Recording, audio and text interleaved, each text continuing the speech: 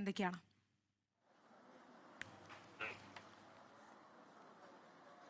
ശ്രീനിധി, നമുക്ക് ഇപ്പോൾ ലഭിക്കുന്ന ഏറ്റവും പുതിയ വിവരങ്ങൾ എന്ന് പറയുന്നത് നാളെ രാവിലെ 9 മണിക്ക് പറവൂർ ടൗൺ ഹാളിൽ പൊതുദർശനം ഉണ്ടായിരിക്കും എന്നുള്ളതാണ്. വൈകുന്നേരമാണ് സംസ്കാര ചടങ്ങുകൾ ക്രമീകരിച്ചിരിക്കുന്നത്. അതുമായി ബന്ധപ്പെട്ട് കുടുംബവുമായി ചർച്ചയും കാര്യങ്ങളുമൊക്കെ നടത്തിക്കൊണ്ടിരിക്കുകയാണ്. പ്രത്യേകിച്ച് ആശുപത്രി അധികൃതർ അതിൻ്റെ ഒരു ഫോർമാലിറ്റീസും കാര്യങ്ങളുമൊക്കെ പൂർത്തിയാക്കിക്കൊണ്ടിരിക്കുകയാണ് എന്നാണ് അറിയാൻ സാധിക്കുന്നത്. ഏകദേശം ഒരു അരമണിക്കൂറിനുള്ളിൽ മറ്റ് ചടങ്ങുകളും മറ്റ് നടപടിക്രമങ്ങളും പൂർത്തിയാകും. അതിനുശേഷമാകും വീട്ടിലേക്ക് കൊണ്ടുപോകുന്നതടക്കമുള്ള കാര്യങ്ങളിലേക്ക് കടക്കുക എന്നുള്ളതാണ്. നമുക്കറിയാം, മലയാള സിനിമയെ സംബന്ധിച്ചിടത്തോളം വലിയ നഷ്ടം തന്നെയാണ്. മുൻപ് സൂചിപ്പിച്ച എല്ലാവരും പറഞ്ഞതും അത്തരത്തിലുള്ള കാര്യം തന്നെയാണ്. മലയാള സിനിമയ്ക്ക് മാത്രമല്ല, പ്രത്യേകിച്ച് പറവൂരിനെ സംബന്ധിച്ചിടത്തോളവും പറവൂരിന് സലീം കുമാർ ജനിച്ചത് പറവൂരാണ്. അത്തരത്തിൽ നാടിനെ സംബന്ധിച്ചിടത്തോളം വലിയ നഷ്ടം തന്നെയാണ്. നമുക്ക് അറിയാവുന്നതുപോലെ തന്നെ ഈ ഒരു കഴിഞ്ഞ മാസങ്ങളിലടക്കം വളരെ ഊർജ്ജസ്വലനായി പൊതുപരിപാടികളിലും കാര്യങ്ങളിലും ഒക്കെ പങ്കെടുത്തത് കൂടിയാണ്. അതുകൊണ്ട് തന്നെ ഏറ്റവും ആളുകൾക്കിടയിൽ ഇഴകി നിന്നിരുന്ന ഒരു വ്യക്തിയുടെ വിയോഗം എന്ന് പറയുന്നത് മലയാള സിനിമയെ സംബന്ധിച്ച് മാത്രമല്ല, ഒരു നാടിനെ സംബന്ധിച്ചും അല്ലെങ്കിൽ കേരളത്തെ മുഴുവൻ സംബന്ധിച്ചും വലിയ നഷ്ടം തന്നെയാണ് എന്നതിൽ സംശയമില്ല.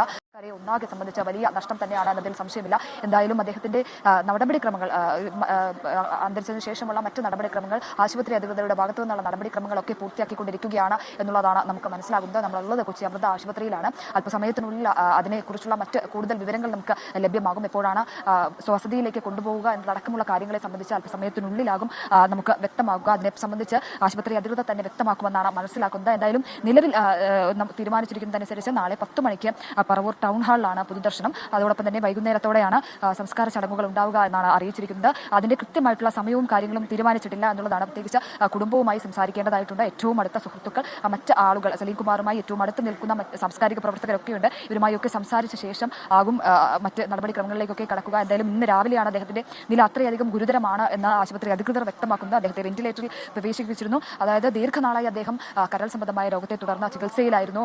ഡയാലിസിസും കാര്യങ്ങളുമൊക്കെ ചെയ്തു വരികയായിരുന്നു. അതിനെ തുടർന്നാണ് ഇത്തരത്തിൽ ഒരു ചെക്കപ്പിനായി ആശുപത്രിയിൽ എത്രയാണ് ഇത്തരത്തിൽ ഒരു ദേഹാസ്വാസ്ഥം ഉണ്ടാവുകയും വെന്റിലേറ്ററിൽ പ്രവേശിപ്പിക്കുകയും ചെയ്തത്. എന്തായാലും അദ്ദേഹത്തിന്റെ ഒരു വിയോഗം എന്ന് പറയുന്നത് അത് അത്രയധികം പെട്ടെന്നുള്ള വിയോഗം എന്ന് തന്നെ വേണം പറയാൻ. ആളുകൾ വളരെ ഞെട്ടലിലാണ് എന്നുള്ളതാണ്. പ്രത്യേകിച്ച് ഞാൻ മുൻപ് സൂചിപ്പിച്ചതുപോലെ വളരെ ഊർജ്ജസ്വലനായി കഴിഞ്ഞ മാസങ്ങളിലും കഴിഞ്ഞ ആഴ്ചകളിലും ഒക്കെ വളരെ ഊർജ്ജസ്വലനായി പൊതുവേദികളിൽ കണ്ട ഒരു വ്യക്തി കൂടിയാണ്. അദ്ദേഹത്തിന്റെ മരണം എന്ന് പറയുമ്പോൾ അത്രയധികം വേദന ആളുകൾക്ക് ഉണ്ടാക്കുന്നതാണ്.